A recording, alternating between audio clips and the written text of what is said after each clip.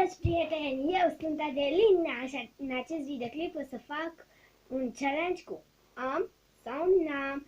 Și nu sunt singură, sunt cu verișorul meu, Mario Buștea. Da. Și hai să începem. Da. Prima oară este am sau n-am fost la munte. Am sau n-am fost la mare. Am sau n-am jucat Minecraft.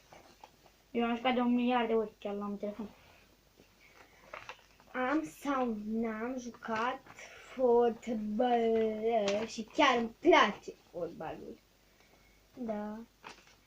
Am sau n-am fost la delfinariu.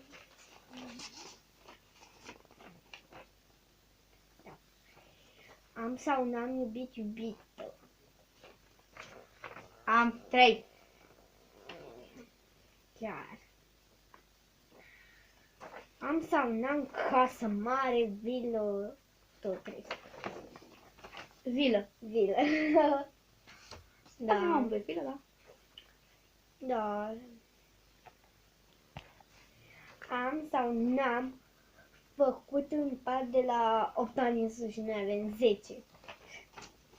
Nu. Nu am făcut un pat de la 3 ani. Da. Pune pauză. Da, să nu uitați să dați un like, să vă abonați și să dați un dislike. Un like, pardon. Să-mi glumesc, dar în fine, nu închideți, stai. Vreau să vă spun să vă abonați și la canalul meu, să dați un like. Mă numesc Mario Buște și am cum să îmblânziți un cal în Minecraft și cum să colorați armura de lemn.